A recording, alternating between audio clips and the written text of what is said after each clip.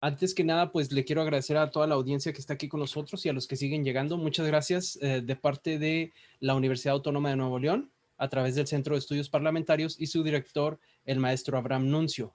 Estamos en este que es el segundo día del conversatorio de los primeros 100 días de Joe Biden, el presidente de los Estados Unidos, que en esta ocasión pues nos toca hablar también de lo que es la política exterior precisamente de Joe Biden.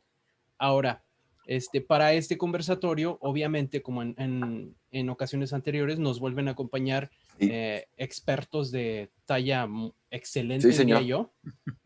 Entonces, voy a iniciar con eso, ¿no? En el primero, pues está Richard Millett. Él es investigador asociado del International Studies Center de la Universidad de Missouri en San Luis. Es profesor emérito de la South Illinois University también. Él tiene un doctorado. Híjole, ¿qué cree? Que yo escribí sobre de eso. Ah, ok. Y Bueno, está a punto de publicarse en una revista arbitrada. La verdad, muy contento porque hicimos un experimento, estamos haciendo un experimento de Loan Economics. ok. Bueno, gracias. Vamos a continuar. Ahora sí. Richard Millet, discúlpeme, tiene un doctorado en la University of New Mexico, perdón, en Historia y Ciencias Políticas, así como un Master's en Historia y Ciencias Políticas y licenciatura en Historia y Relaciones Sociales.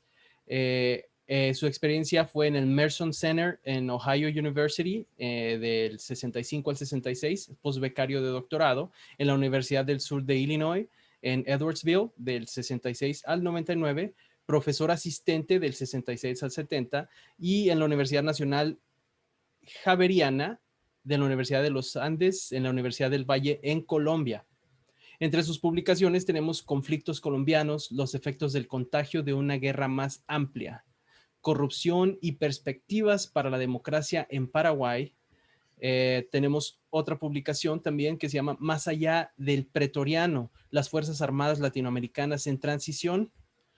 Otra publicación es Buscando Panamá, la relación de Estados Unidos y el desafío de la democratización, las Fuerzas Armadas de Cuba, del triunfo a la supervivencia, entre otros. También nos acompaña el doctor Roberto Cepeda. Es doctor en Ciencias Políticas y Sociales con orientación en Relaciones Internacionales por la UNAM. También tiene un doctorado en Filosofía Política por la Universidad de Sheffield. Además es maestro en estudios de América del Norte.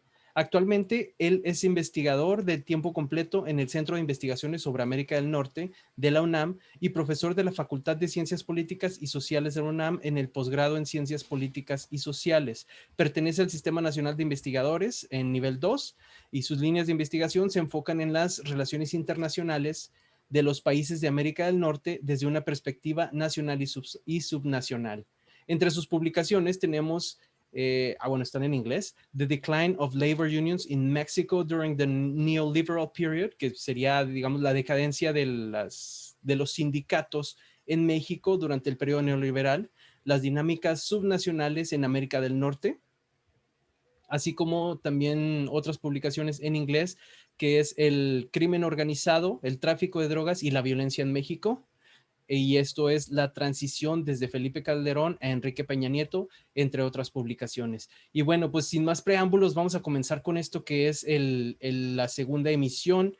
Y por ser política internacional de Joe Biden, quisiera nada más aprovechar para mencionar un poquito, ¿no? Los mensajes que él dio cuando todavía era candidato, que en este caso hablaba de la credibilidad y la influencia de los Estados Unidos en el mundo, se había visto ya, digamos, después de Barack Obama, se había visto disminuida y él viene con la promesa de cambiar eso, ¿no? Entre sus pláticas también, entre sus discursos, pues, él hablaba o ve a China como digamos, el enemigo número uno en cuanto a lo que es economía, que lo vamos a ver también en otra emisión, pero pues tiene que ver con la política internacional, y sigue viendo a Rusia, ¿no? Como también hay un competidor fuerte.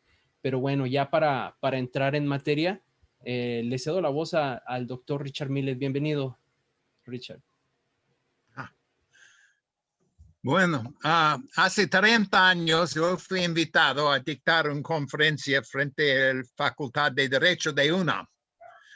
con la tema ¿Quién es lo responsable por la política de los Estados Unidos frente a México? Y yo tuve 3 respuestas que son totalmente contradictorias y cada uno es la pura verdad. Primero, el presidente. Debajo nuestra Constitución, a manejar relaciones exteriores es papel del ramo ejecutivo del presidente. Él va a nombrar todos los oficiales, incluyendo embajadores del Departamento de Estado, de otros del Consejo Nacional de Seguridad. Tiene el decisión final. Sí, está en manos del presidente. Pero la segunda respuesta es todo. Todo el mundo es responsable por nuestra política frente de México. ¿Por qué? Hay elementos el ramo ejecutivo, hay el Congreso que tiene su propia autoridad, hay todos los estados, más de todos los con una frontera de México que tiene su política propia, hay grupos de negocios, sindicatos, iglesias, medios de comunicación, cada uno con su propia agenda por la política con México. Entonces, el segundo es todo. Y el último es nada, nadie. No hay ninguna persona con la capacidad ni la autoridad de coordinar eso. A veces tenemos políticas de un ramo del gobierno, nacional o local, y políticas del otro ramo que es totalmente al otro lado. Hay gente que están buscando de abrir las fronteras y cerrar las fronteras en el mismo momento. Entonces, hablar sobre la política exterior de los Estados Unidos no es un asunto sencillo ni fácil, pero sobre Biden podemos decir por lo menos algunas cosas básicas. Primero, hemos hecho muy pocas sorpresas. Hasta ahora, la política de Biden es casi exactamente como uno puede predicar. Primero, regresar al estilo diplomático internacional tradicional. Volver a eso es bueno, yo creo volver en ese sentido es el himno favorito de los europeos por la política exterior norteamericana. No quiere más del tipo individual, errático, imposible de entender de Trump. Y por eso el segundo parte de la política exterior de Biden es cambiar lo más rápido posible muchos elementos de la política exterior de Trump. En su primer día como presidente, regresar a los acuerdos de París sobre el medio ambiente. Poco después, también regresar al el Consejo Mundial de Salud, el World Health Organization. Cambiar la política de la frontera, terminar con el paredón entre Estados Unidos y México. Reanalizar la política de migrantes y de refugiados. Quiere desmilitarizar la política de los Estados Unidos en el exterior. Menos fuerza, menos elementos militares, más elementos de nos llaman el poder suave y menos del poder duro. Esos son todos aspectos de él. Fortalecer las alianzas internacionales, más de todo con Europa, pero en todas partes del mundo, que fueron fuertemente dañados durante los 4 años de Trump. Y establecer un modelo de liderazgo norteamericano que es liderazgo por consenso, para oír los puntos de vista de otros países, de negociar, de buscar intereses en común, de evitar hacer amenazas, que fue parte de la política de Trump. Siempre, si no se hace lo que yo quiero, voy a hacer esta cosa. Sanción su económica, cortar su ayuda. El estilo de Biden es totalmente de otro lado. Prioridades. Yo tengo un amigo mío que siempre gusta hablar sobre la tiranía de la urgente. Que uno tiene un plan, proyectos internacionales, pero siempre hay una crisis, hay una cosa urgente que va a tener su atención, que tienes a pagar su capital política para ganar la escuela en el Congreso, otros lados. La tiranía de lo urgente es parte de cualquier administración. Por ejemplo, el corto plazo por Biden es ahora, ¿qué haces con el problema de la frontera, con migración? Eso es una crisis de la primera nivel en la política norteamericana. Es más parte de la crisis de la política, de tener respaldo por el Partido Demócrata, más de todo en los estados de la frontera. Es interesante que hay 4 estados en la frontera con México. Y 3 de esos son más o menos ahora estados demócratas. Arizona solamente en la última elección, pero California y Nuevo México por tradición. Solamente Texas es del otro lado. Pero Texas tiene grande influencia y Arizona puede cambiarse. Entonces, migración es más de todo un elemento de la política interior doméstico, no solamente de la política exterior. El crisis ahora en Gaza con Hamas y Israel.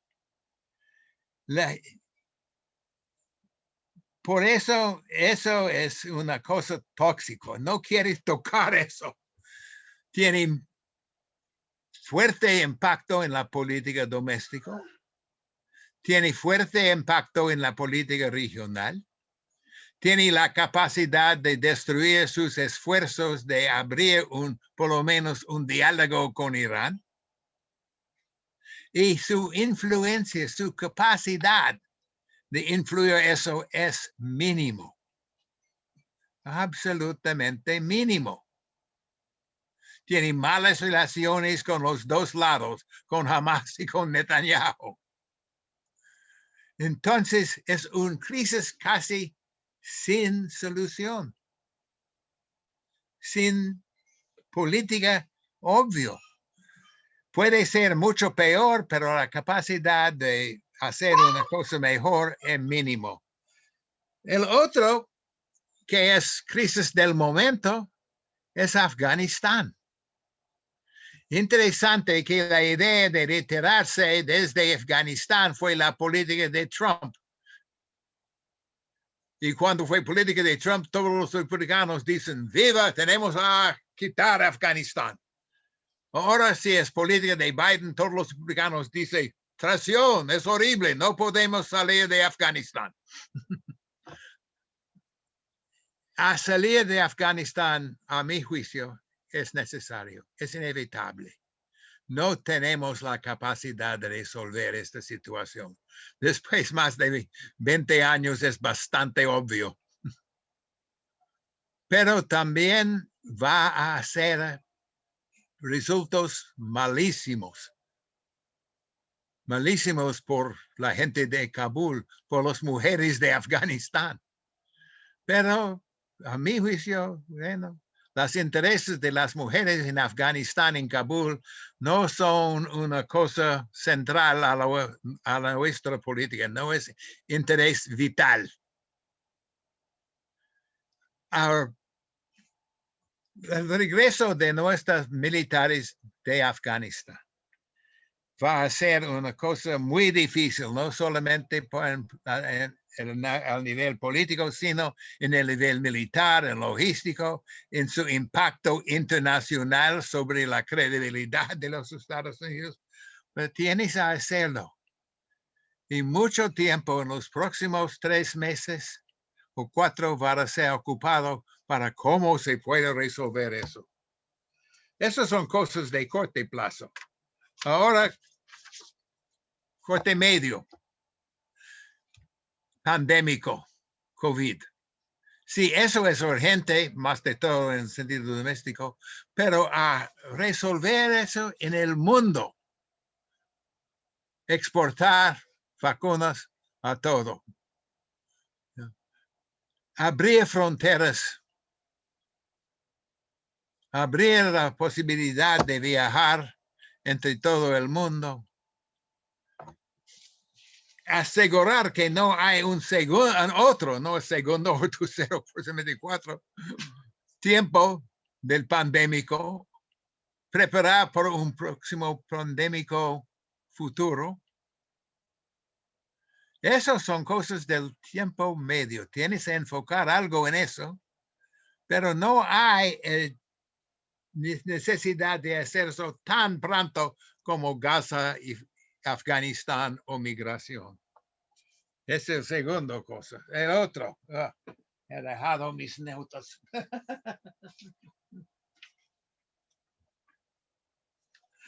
Ay, ay, ay. How did I do that? En otra cosa del corte medio es cómo se puede enfrentar la crisis con China. La crisis en el vista corto sobre la expansión marítima, sobre la situación en Hong Kong, porque con China hay cosas del corte medio y cosas del corte largo, y no se puede separar con facilidad los dos.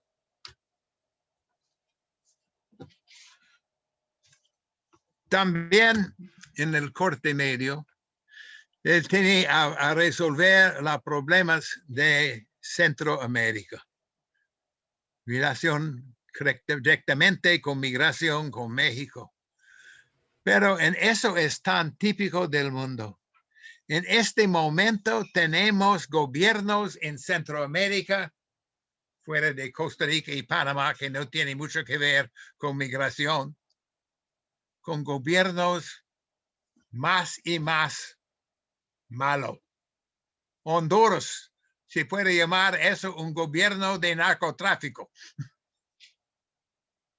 El Salvador, tendencias más y más de autocrático, antidemocrático. Guatemala, siempre un gobierno algo débil y corrupción de nivel altísimo. Nicaragua,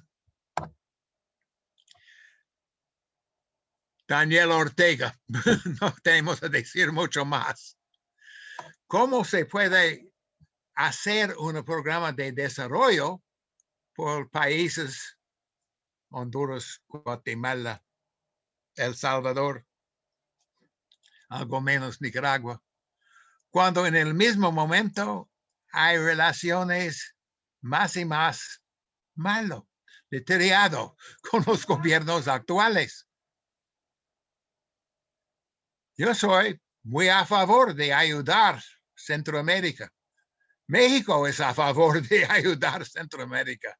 La única manera de hacer algo con el flujo de refugiados, de migrantes, es hacer mejor condiciones en Centroamérica. Pero en el mismo momento tenemos una política centroamericana, lo peor en los últimos 30 años. A mí, yo no tengo ninguna solución, solamente quiero mencionar eso. Bueno. A largo plazo. Rusia y China. y el medio ambiente mundial. 3 problemas gravísimos. Rusia hay un poquito menos, pero en Ucrania, en Belarus, en muchas partes del mundo, hay problemas con la ambición de Putin, con sus esfuerzos de intervenir, de influir el proceso democrático, no solamente en los Estados Unidos. En los balcones también he visto mucho de eso. En otras partes. Eso es difícil. China es sumamente más difícil. Y el gran peligro es acción militar de China Popular contra Taiwán. Hay amigos míos que están trabajando en el ramo de los que llaman war games. Técnicamente, ¿tú entiendes? Yeah. Yeah. Sí, los juegos de Programar guerra. Sí. qué va a pasar si tenemos un conflicto con este país. Según mis amigos, cada vez que se hace un enfrentamiento con China Popular sobre Taiwán, nosotros van a perder. Es gravísimo y peligroso, no a la vista corta. Y es una cosa de ser, tenemos que tener alguna credibilidad de defender Taiwán, pero también tenemos a aceptar que últimamente Taiwán va a ser parte de China. Es como estamos entre el fusil y el paredón en eso. No hay opción buena, ni sencillo, ni seguro. Y el medio ambiente.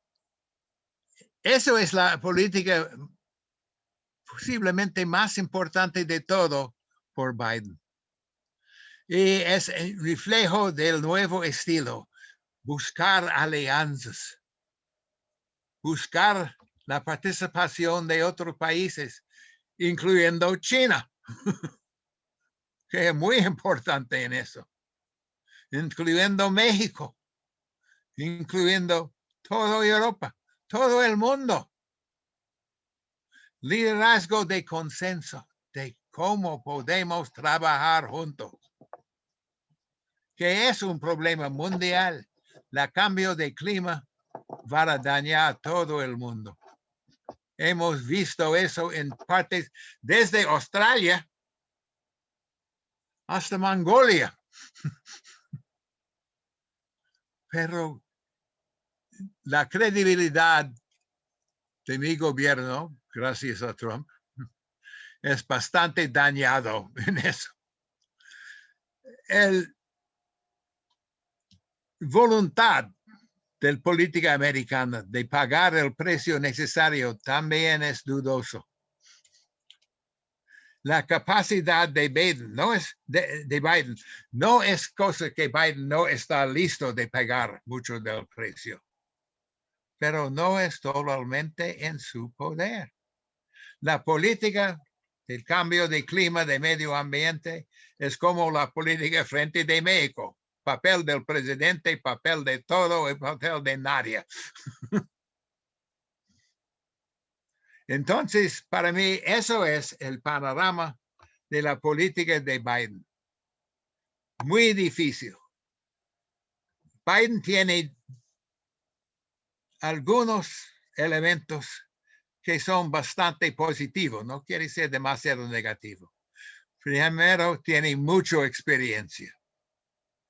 No tiene ningún fe en soluciones sencillos, rápidos o baratos. Entiendes el mundo actual y que es posible y que tienes a hacer selecciones. No se puede enfrentar todo en el mismo momento. Prioridades, una de las cosas más difíciles, pero es un hombre con mucha paciencia. Eso también es una calidad de suma importancia en el mundo de hoy. Las cosas no se van a resolver desde la noche hasta la mañana. Van a ser necesario todos los 4 años y más, y más. Y en cada asunto tienes siempre a tomar en cuenta la política doméstica. Si los demócratas van a perder el control del Congreso en poco más de 1 año y medio, sumamente más difícil por Biden. Si los demócratas van a perder las próximas urnas presidenciales, sumamente más difícil por el Partido Demócrata. Toda la cosa tiene que hacer un equilibrio entre política doméstica y política internacional. Bueno, gracias. Y más allá me gusta hablar algo sobre la política frente a México. Claro, muchas gracias, Richard. Y sí, pues efectivamente, ¿no? Sí se ve el panorama complicado, precisamente por lo que se menciona, ¿no? En este asunto de la política exterior, más que nada por las ganas de enfrentarse, ¿no? Ahorita que mencionaba Rusia, sí recuerdo que Biden dijo precisamente, ¿no? Que Putin tiene miedo de que la OTAN se fortalezca, en este caso NATO, y qué es lo que va a buscar, ¿no? Por este lado, fortalecer a la OTAN, derrotar a Al Qaeda, lo dijo así, y al Estado Islámico. Entonces, o sea, va directo.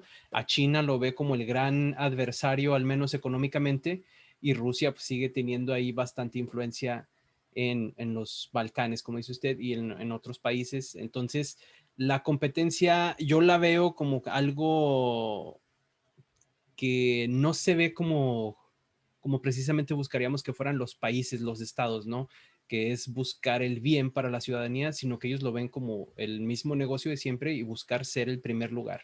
Entonces, pues en eso estarán trabajando.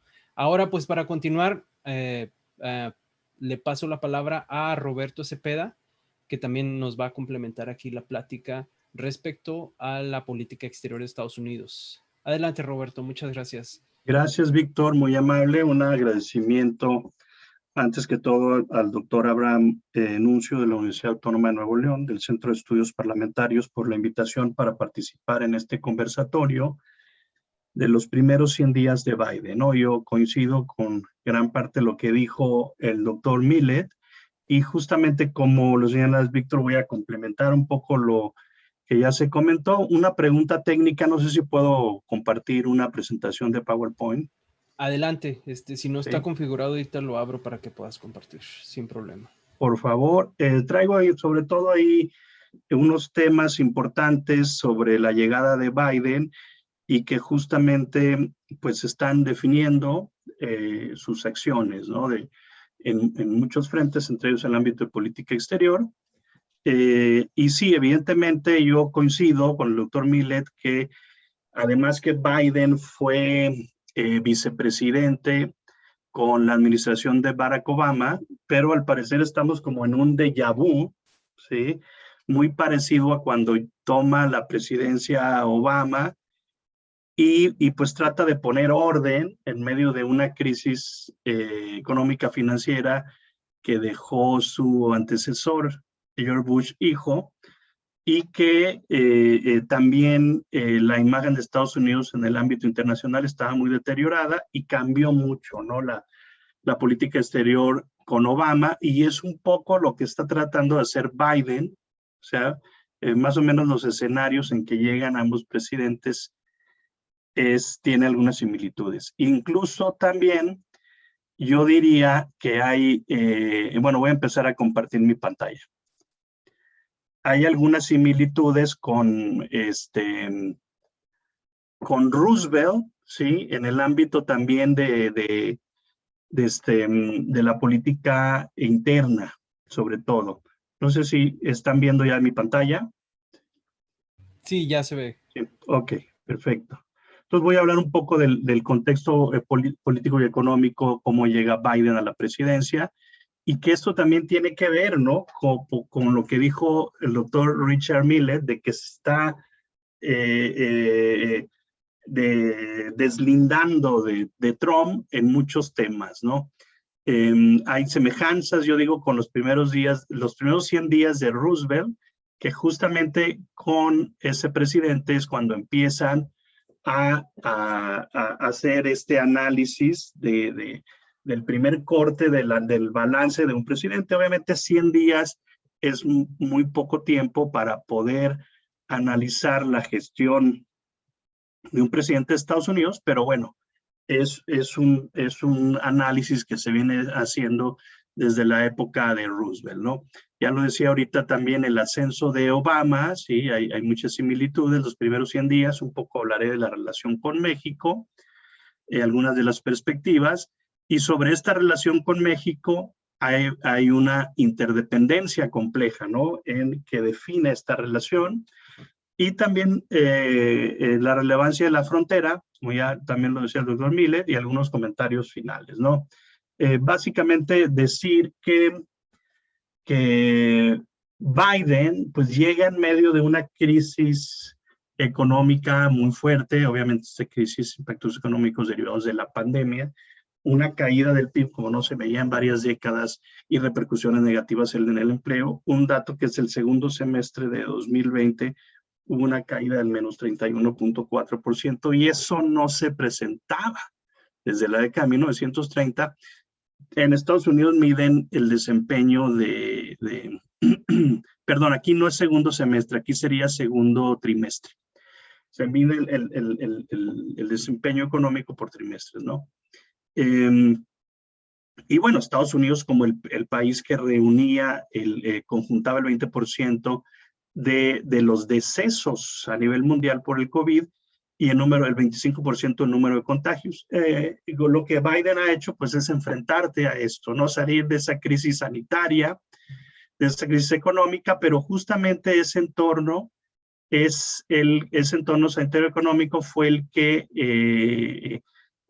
influyó para que mucha gente votara por Biden, ¿no? Porque no se vio un líder, en el caso de Trump, un líder que enfrentara esa pandemia. Mucho se lo dejó también a los estados, ¿sí? Y cuando llega Biden, sí retoma un liderazgo, se compromete de repente a vacunar, ¿no? 100 millones de dosis en los primeros 100 días y eso lo supera, ¿no? Lo supera y con creces, ¿no? Entonces, ese también de hecho, se ha bajado la intensidad de los efectos del COVID, ¿no? Entonces, al final del año, pues la caída fue del 3.5%, en Canadá un declive del 5.3%, mientras que en México fue del 8.5%. Estos datos los consulté recientemente, fue a finales de abril, es una actualización del Fondo Monetario. Aquí se espera que Estados Unidos tenga un crecimiento del 6.4% en 2021, pero en fechas más recientes se habla ya del 7%, ¿no? Sobre todo por ese gran gasto público que está haciendo Biden. Entonces sí es una crisis fuerte. Se habla de que muchos países pues enfrentarán al menos un par de años para llegar al nivel previo de la pandemia, ¿no? Y bueno, aquí está lo que estamos viendo allá le llaman cuartos, aquí quarters, aquí nosotros lo vemos por trimestre, ¿no? Entonces, que esta caída que no se miraba justamente desde la década de los 30, ¿no? Y la tasa de desempleo, obviamente esto también tuvo efectos en la tasa de desempleo. Cuando llega Biden era arribita del 6%, 6.7%, y ya en marzo, que estos son datos del Buró de Estadísticas Laborales, lo más reciente que encontré, y ya prácticamente se bajó al 6%. Sí se ve alto, bueno, el punto más alto fue en abril del año pasado con casi el 15%, ¿no? También es una tasa de desempleo muy alta. Sobre todo considerando que Trump traía muy bien, no sé si ven mi mouse, ¿sí se ve mi mouse? Sí, o sea, prácticamente Trump venía dando buenos resultados en la tasa de desempleo era baja, el crecimiento económico hasta antes de la pandemia era relativamente bueno. Entonces, por eso digo que fue la pandemia. Pues si no hubiera sido la pandemia, yo creo que muy probablemente Trump se hubiera reelegido. Y bueno, algunos estados, como estos estados había ganado Trump el 2016 y los ganó Biden el 2020, Arizona, Michigan, Wisconsin, Pensilvania y Georgia. Muchos de estos estados son esa parte del Rust Belt, de la parte industrial de Estados Unidos que ha sido afectada por la globalización económica, por la deslocalización de la producción hacia otros países con menores costos laborales, ¿no? Entonces, en suma, pues Biden le recuperó algunos estados que había perdido Hillary Clinton, que había ganado Obama incluso. Ahora, Biden perdió en Florida, que ese es un estado que había ganado Obama, pero bueno, aún así Biden ganó. Algunos estados fueron unos márgenes muy reducidos, ¿no? Al final, Biden pues tuvo 81 millones de votos, Trump 74 millones, bueno, ya son 7 millones, o sea, 6, 7 millones de diferencia. Entonces no es cualquier cosa. Aún así, siguen siendo muchos los votos que obtuvo Trump. Entonces Biden pues tiene también que cambiar, porque bueno, Trump, el hecho de que un presidente como Trump haya llegado a la presidencia, hay factores internos en Estados Unidos estructurales, es decir, que no ha funcionado la política económica en las últimas décadas, y mucha gente que ha perdido su empleo, mucha gente que no ha visto beneficios. Sobre todo por eso el discurso de Trump en contra de la globalización encontró eco, ¿no? en esas personas. Ahora, semejanzas con Roosevelt, aquí los vemos desde la Gran Depresión de 1929, cuyas repercusiones fueron la década de los 30. Estados Unidos no se enfrentaba a una crisis económica de tal magnitud. Creo que la toma de posición de Biden infunde nuevas esperanzas, tal como fue la llegada de Roosevelt en marzo del 33. Y en sus primeros 100 días, Biden pues, aplicó una serie de acciones ejecutivas que cambiaron notablemente la situación del país sumido en una crisis sanitaria económica, y no solo la celeridad e intensidad con las que Biden actuó se asemejan a los primeros 100 días de Roosevelt, sino también las políticas económicas keynesianas, el gasto público para fomentar el ciclo económico, es decir, ya lo decía el doctor Millet, Biden es un político con mucha experiencia, que más de 3 décadas fue senador, luego fue vicepresidente, entonces conoce muy bien, ¿no? Digamos, las entrañas del sistema político estadounidense, y eso es un triunfo que se haya apoyado por parte del Congreso, esos programas, ¿no? de rescate, que son varios, y que en suma es alrededor del 15-20% del PIB de Estados Unidos, ¿no? Por eso es la proyección de que Estados Unidos va a crecer al 7% el 2021, y eso evidentemente beneficiará a México también. Pero nada más para darles un dato, desde la década de los 80, Estados Unidos, desde Reagan, Estados Unidos no tenía por lo menos una tasa de crecimiento tan alta como la que se espera del 7%, ¿no? Ahora con Obama, pues sí, evidentemente ahí Biden fue vicepresidente, y tanto Obama como Biden llegan al poder en medio de una crisis económica significativa, aunque Biden también enfrenta una crisis sanitaria, ¿no? Por el COVID. Biden está retomando gran parte de los postulados de la era Obama, favoreciendo la cooperación internacional, la gobernanza global, incluyendo un fuerte apoyo a los organismos internacionales, a las alianzas con actores internacionales estratégicos. Entonces, es un cambio importante que se da con Biden respecto a Trump, y es muy parecido al poder suave que ya sea el doctor Millet que se dio con Obama, ¿no? Ahora, bueno, sí, evidentemente la parte de Roosevelt es muy importante, marca una era, de hecho, Roosevelt marca una era con su programa del nuevo trato. Ahora, la gran pregunta es si la llegada de Biden está marcando una nueva era. Bueno,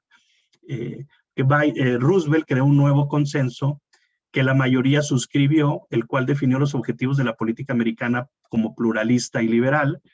Y al igual que Obama y Roosevelt, Biden toma el poder en medio de una crisis compleja que pone en riesgo la continuidad de Estados Unidos como una potencia hegemónica que acuérdense, y lo decía el doctor Millet, la posición de Estados Unidos en el ámbito internacional depende, ¿no?, del ámbito interno. Depende qué tan fuerte Estados Unidos en el ámbito interno. Se vincula la política exterior con la interior. Y si Estados Unidos está en desorden o tiene problemas domésticos, no puede tener ese rol. Entonces, primero hay que poner orden en casa y luego asumir ese rol, ¿no?, en el ámbito externo. Y la influencia global de Estados Unidos se basa, entre otros factores, en sus alianzas con actores internacionales, en su fortaleza económica y política en el ámbito doméstico, ¿no? Entonces, Roosevelt también está poniendo a un lado pues, esa polarización que había hecho Trump y es una política más negociadora, más diplomática, más etcétera, ¿no? Más hacia la cooperación, ¿no? Biden, bueno, ya aquí estamos las órdenes ejecutivas. En algún momento Biden dijo que no hay tiempo que perder cuando se trata de abordar las crisis a las que nos enfrentamos, ¿no? En suma, pues hay muchos problemas, no se han resuelto, pero lo que sí ha cambiado es el entorno, ¿no? O sea, Biden ha generado un clima de confianza y optimismo al inicio de su gobierno. Su primer objetivo fue enfrentar la pandemia con, ya les dije, estrategia, acciones claras, contundentes, la vacunación y otras formas que ya se han aplicado, ¿no? Entonces, se ha puesto una gobernanza, ¿no?, multinivel con diversos actores. Entonces, todo esto ha ayudado, ¿no?, para que Estados Unidos esté saliendo de estos problemas, ¿no? Entonces, el segundo objetivo, reactivar la economía estadounidense, y como ya sabemos, en marzo del 2021, el Congreso de Estados Unidos aprobó un paquete de ayuda económica para hacerle frente al COVID de 1.9 billones de dólares, para nosotros son miles de millones. Esto fue promovido por Biden y esta reactivación económica incluye apoyos directos a la mayoría de los estadounidenses con cheques de $1,400. Y también, bueno, tiene otros tipos de apoyos, ¿sí? En suma, se espera un crecimiento del 7% en 2021, ¿no? Entonces, podemos decir que Biden está retomando gran parte de los postulados de la era Obama, favoreciendo la cooperación internacional, gobernanza global, fuerte apoyo a organismos internacionales de los cuales se había salido Donald Trump y esas alianzas se habían roto con Trump. Biden pues presenta similitudes con la presidencia de Barack Obama y se está promoviendo pues privilegiando esta política de poder inteligente del smart power, ¿no? Como parte de esa política, Obama en aquel momento intentó concretar los intereses de Estados Unidos en el mundo, mostrando una nueva cara, la de un país comprometido con el bien común y la defensa de los bienes globales y con amplia disposición al diálogo, poder suave, dejando como último recurso el uso de la fuerza. Bueno, ahí está, ¿sí? Y bueno, finalmente, esto contrasta mucho con los postulados de Trump, con las acciones de Trump, tanto en el ámbito interno, en el ámbito externo. Un punto que no pongo aquí, que no puse aquí, que es la globalización, y entendiendo la globalización como la integración económica y el libre comercio y todo esto, porque aparentemente Biden ha mantenido muchos de los aranceles que puso Trump con otros países, ¿no? Entonces los ha dejado ahí Biden, o sea, si Trump tenía un discurso anti-libre comercio, anti-globalización, y eso fue algo que lo ayudó a ser electo, y hay mucha gente en Estados Unidos que no está conforme con esto, digo, con los resultados de la globalización. Entonces Biden tiene que tomar en cuenta, ¿no?, a esos ciudadanos estadounidenses, y por ello tiene una política económica más proteccionista. Uno esperaría yo esperaba que cambiara esto, pero no, ¿no? Entonces, pero al final del día las acciones de Biden están enfocadas en revertir las políticas del trumpismo en migración, medio ambiente, reactivación económica y en política exterior. La era Biden marca el regreso a la política internacional de Estados Unidos, y lo ha dicho de repente Biden en sus discursos, y es como un actor líder, un protagonista. Ya se regresó a la Organización Mundial de la Salud, al Acuerdo de París sobre el cambio climático, ¿no? Entonces también el tema del medioambiental es una prioridad para para Biden. De hecho, nombró un personaje muy importante que es John Kerry, un político con mucha experiencia para encargarse de ese tema, ¿no? Entonces, ahora los objetivos de la política exterior de Estados Unidos se están recuperando, ¿no? Lo que nos dicen los libros, ¿no? O sea, parte de Estados Unidos, bueno, defender los intereses, la seguridad nacional, la seguridad de sus habitantes de Estados Unidos, pero también dentro de la política exterior está la preservación de un equilibrio de poder en el mundo y la cooperación internacional. Entonces ya Estados Unidos históricamente en la política exterior, desde el origen, ha estado en ese dilema, ¿no? Desde aquel discurso de despedida de George Washington, que Estados Unidos no debe de tener un rol importante en el ámbito exterior, sí, debe de preocupar, y bueno, si lo tiene, nada más el tema económico, pero de hecho gran parte del siglo XIX tiene una política aislacionista, que eso cambia a finales del siglo XIX, desde cuando Estados Unidos, la guerra con España, desde donde ya se está expandiendo ese imperialismo, ¿no? Pero ya después de la Primera Guerra Mundial, la década de los 20, Estados Unidos tiene una política aislacionista, ¿no?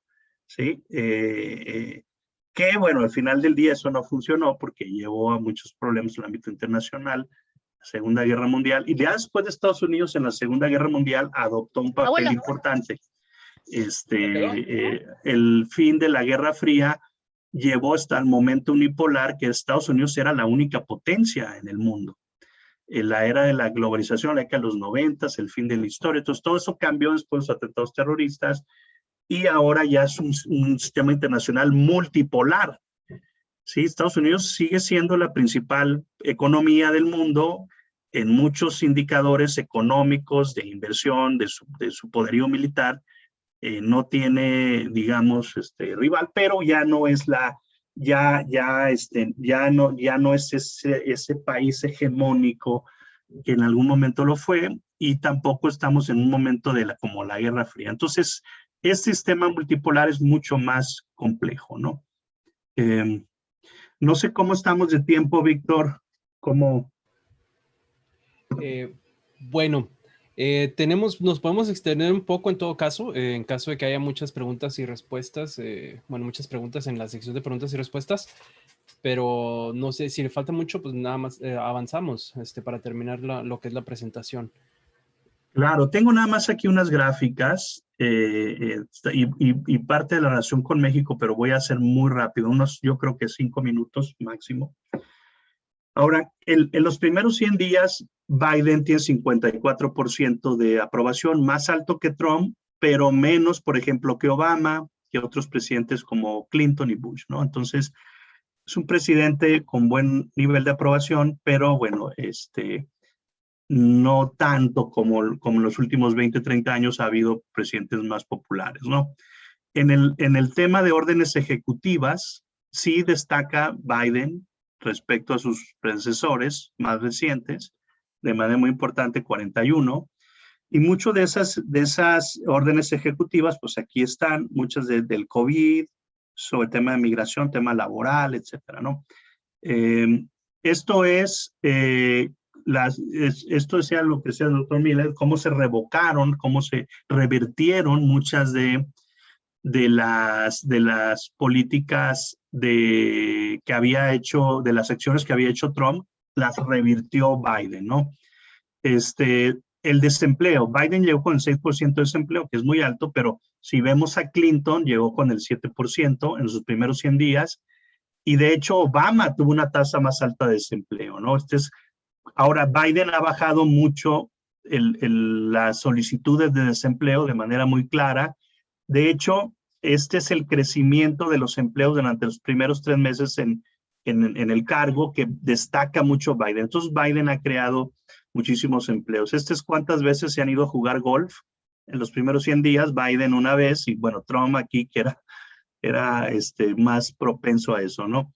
Y otro tema que es el tema de los hispanos, cómo junto con los asiáticos son la población que más ha crecido.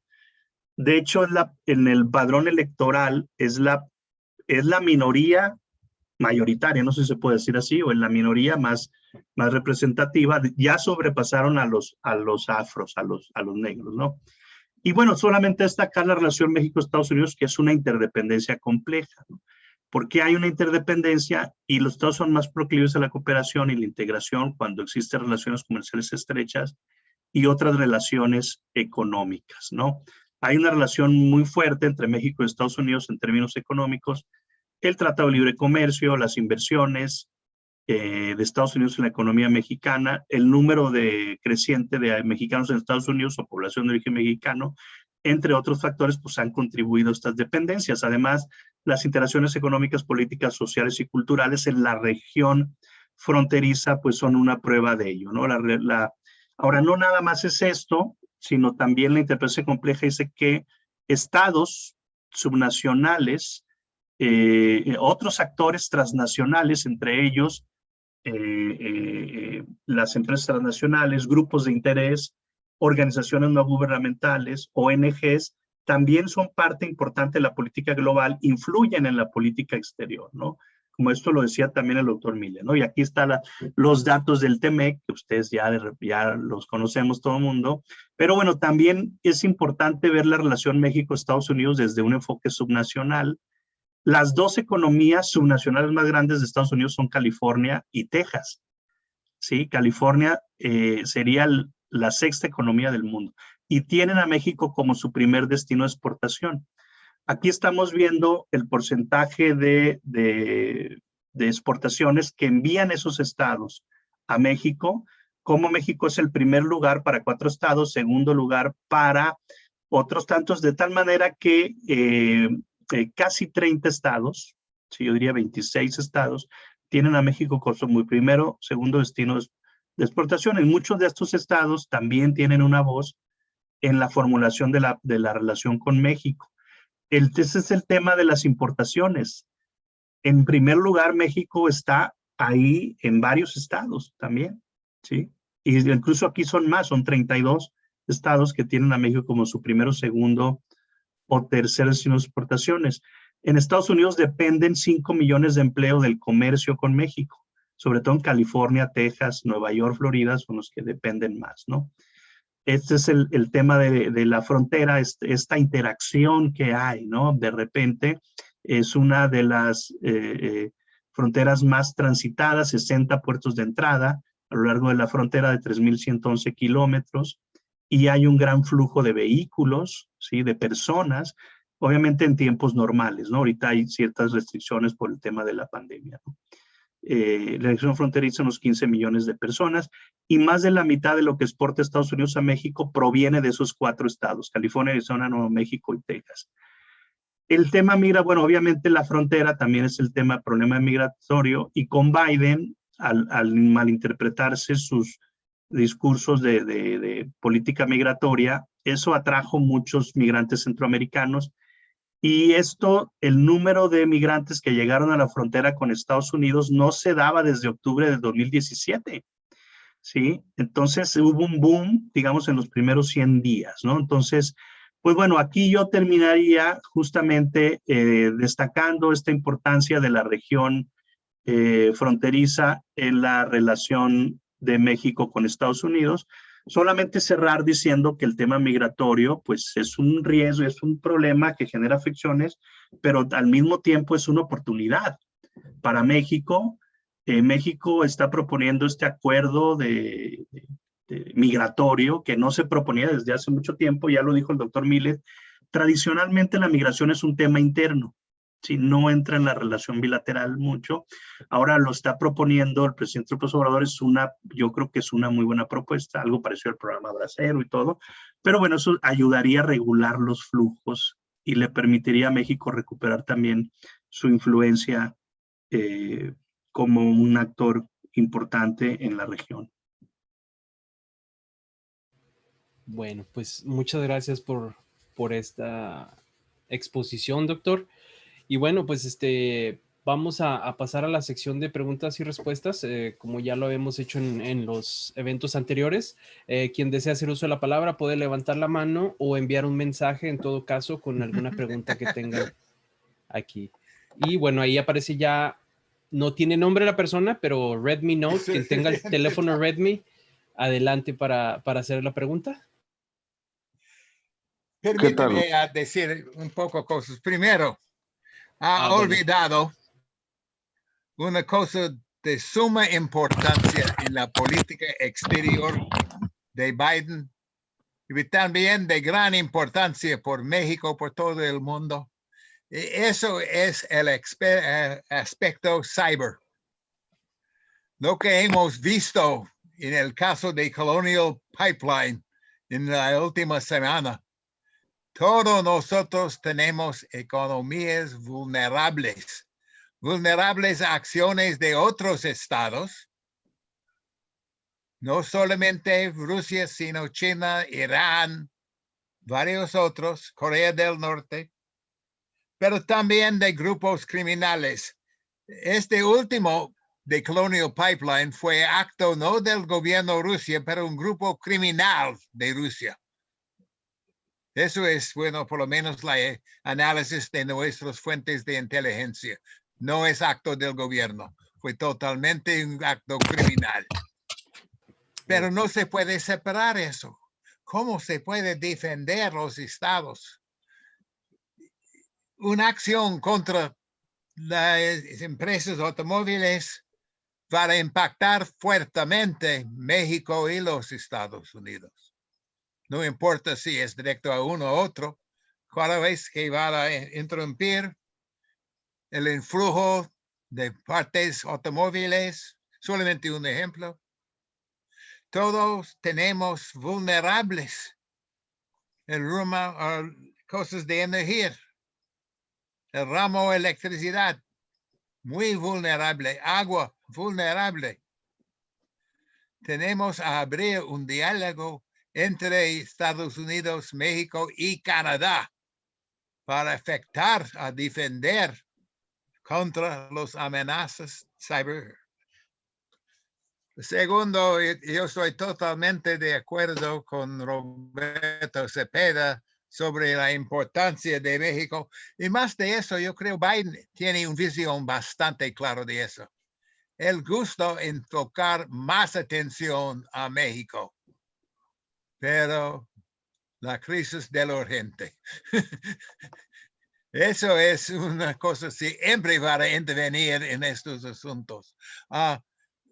He oído desde este gobierno, por ejemplo, la idea que por lo menos pronto tenemos a reafectar las reuniones de ministros de energía de Canadá, Estados Unidos y México.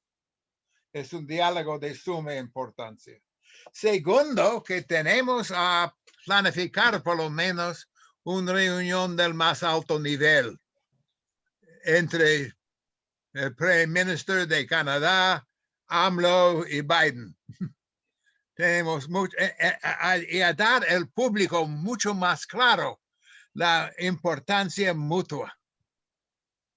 El público no entiende el nivel de eso. Eso fue tan obvio cuando algunos dicen, ¿por qué no cerramos la frontera con México completamente? Y dice, ya, lunes será la frontera.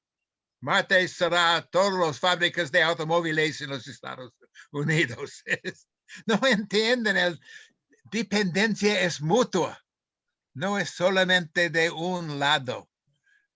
Tenemos a empezar a integrar programas de salud y de migración y asuntos de salud, otra vez mutua.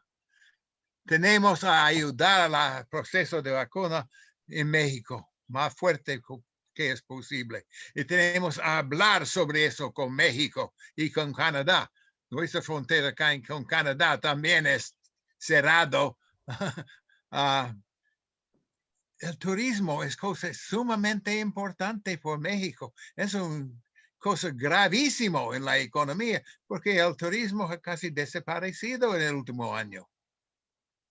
¿Cómo reabrir eso?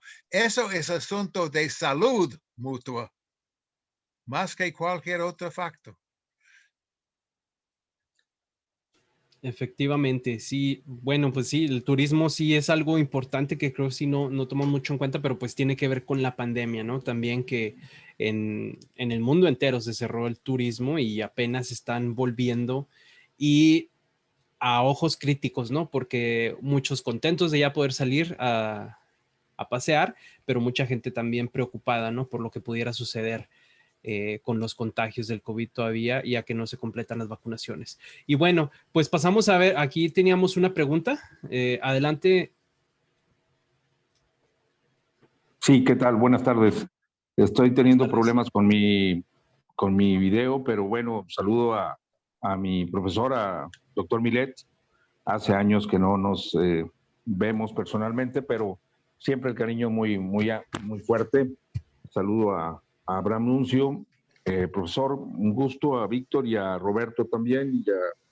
Básicamente mi pregunta, doctor Milet, es en relación, soy Alfredo Ibarra, es en relación sobre los temas de Colombia y el escenario que esta región tiene, bueno, junto a Venezuela, y cuál es su lectura para los próximos meses en torno a su actividad de grupos inconformes que repercuten directamente sobre la política exterior norteamericana.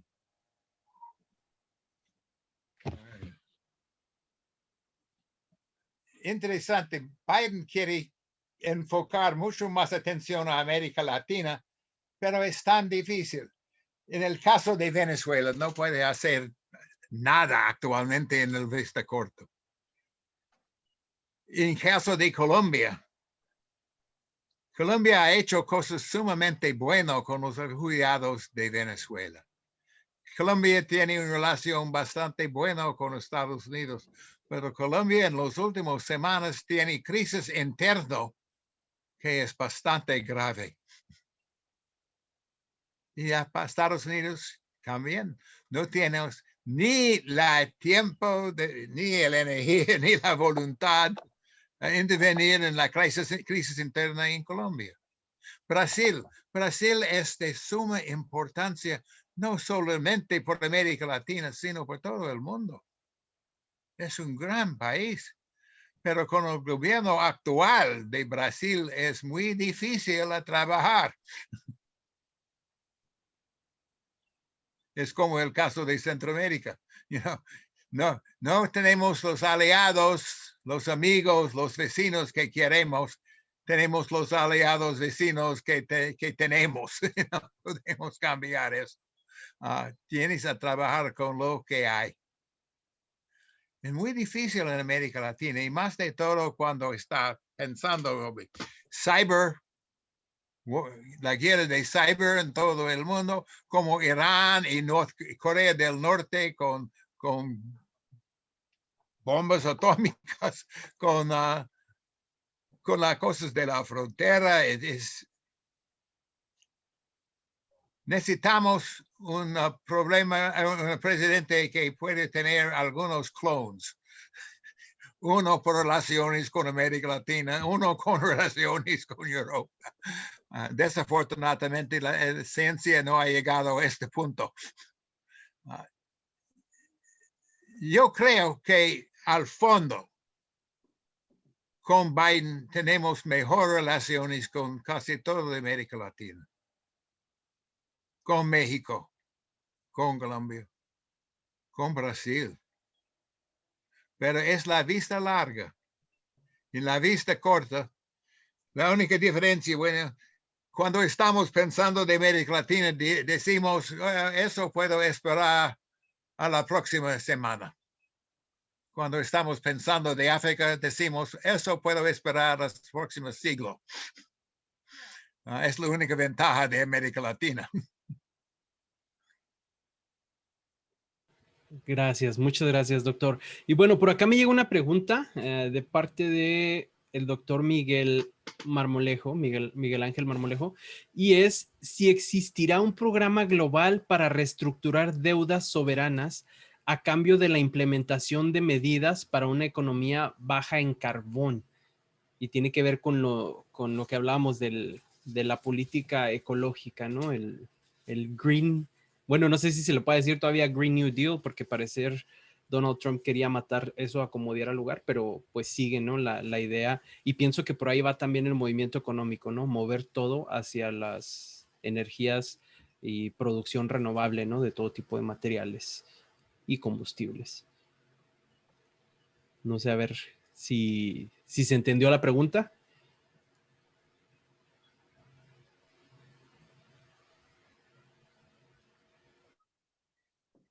Roberto. Sí, ¿sí me escuchan? Sí, se escucha.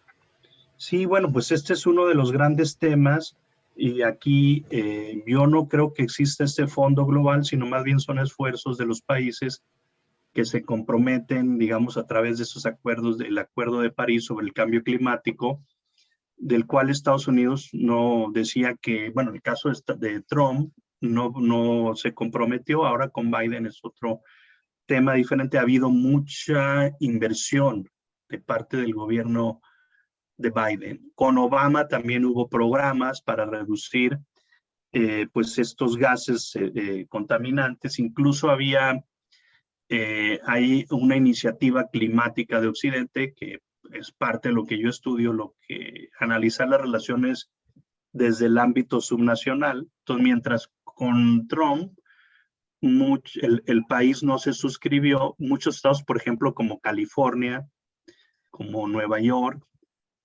entre otros, sí se comprometía, ¿no? Esa iniciativa climática de Occidente, que es la Western Climate Initiative, y lo que yo le podría decir a Miguel Ángel, pues que estos temas ha fallado la gobernanza global, ¿no?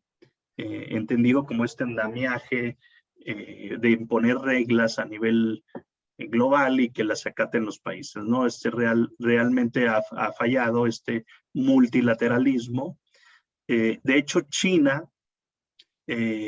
no toma en cuenta, ¿no? Todos estos objetivos para enfrentar el cambio climático y todo esto. Y lo podemos ver